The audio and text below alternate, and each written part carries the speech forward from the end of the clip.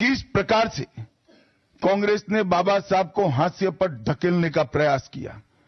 जब संविधान सभा अपना काम कर चुकी, चुनाव हुआ 1951-52 में और 54 में, दोनों बार कांग्रेस ने बाबा साहब को हराने के लिए कोई कसर नहीं छोड़ी।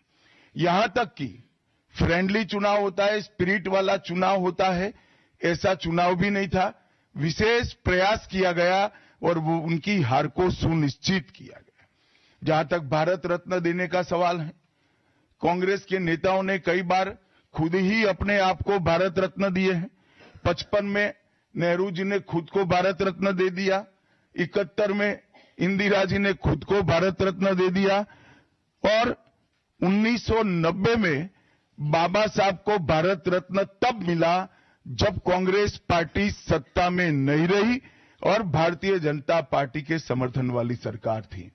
1990 तक कांग्रेस पार्टी बाबा साहब को भारत रत्न न मिले इसका बड़े जतन से प्रयास करती रही, यहां तक कि बाबा साहब की जयंती को भी, 100वीं जयंती को भी मनाने का मना ही कर दिया गया।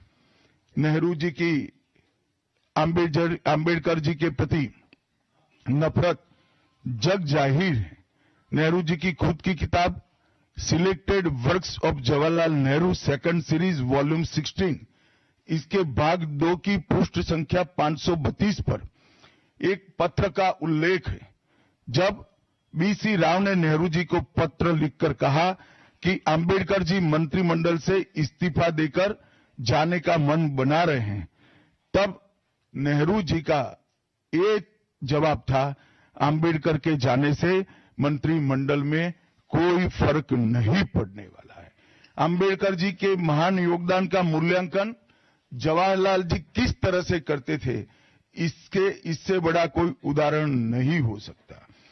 जब पंडित जी की एक और किताब को पढ़ते हैं, लेटर टू चीफ मिनिस्टर में एक उल्लेख है, बंबई के मेयर ने एक पत्र में बाबा साहब के अंबेडकर के जन्मस्थान महू में उनका स्मारक बनाना चाहिए, ऐसा सुझाव दिया। 18 जून 1959 को पंडित जी ने कहा, सरकार के लिए स्मारक स्थापित करना बिल्कुल सामान्य बात नहीं होगी, आमतौर पर स्मारक निजी पहल से किया जाता है। अपने परिवार के चाहे कोई भी सदस्य हो, नेहरू जी हो, इंदिरा जी हो, संजय गांधी हो, राजीव गांधी हो, कई सारे लोगों के लाखों स्मारक देश के अंदर बनाने वाले परिवार के मुखिया कहते हैं कि आमतौर पर निजी पहल पर स्मारक बनाया जाता है, क्योंकि ये स्मारक B.R. आम्बेडकर जी का था। मित्रों, जब एक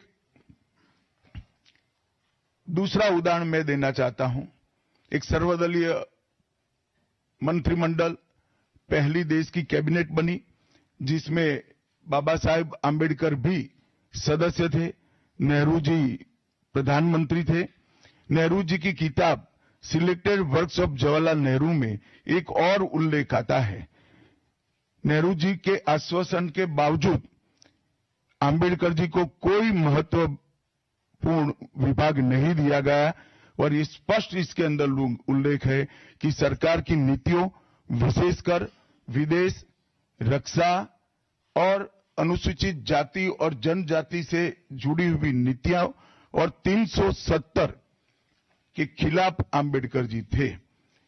जब एक और कांग्रेस पार्टी है, बाबा साहेब आम्बेडकर का कोई स्मारक जब तक कांग्रेस सत्ता में रही बड़ा नहीं बना। जहां जहां विपक्ष की सरकारें आती गई, स्मारक बनते गए। भारतीय जनता पार्टी की सरकारों ने और नरेंद्र मोदी जी की सरकार ने बाबा साहब के जीवन के संबंधित पंच तीर्थ का विकास किया। मध्य प्रदेश में महू, लंदन में वो स्थान जहां बाबा साहब पढ़ते थे, नागपुर में दीक्षा भूमि, दिल्ली में महापरिनिर्वाण स्थान और महाराष्ट्र के मुंबई में स्थित चैत्य भूमि का विकास करने का काम भारतीय जनता पार्टी की सरकारों ने किया।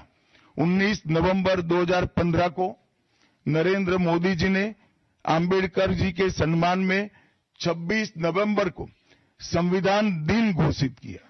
डॉक्टर आंबेडकर इंटरनेशनल सेंटर की स्थापना भी की।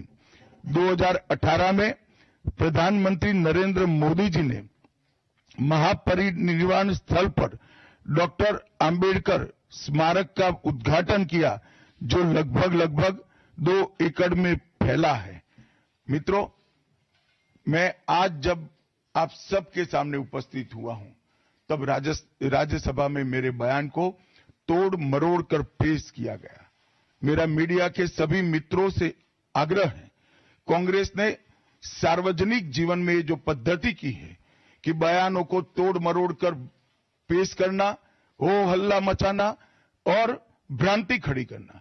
पहले उन्होंने नरेंद्र मोदी जी के भी एडिटेड बयानों को सार्वजनिक किया। चुनाव जब चल रहा था, मेरे बयान को एआई का उपयोग कर एडिट किया गया और पूरे देश में इसको प्रसारित करने का घृणित काम किया गया।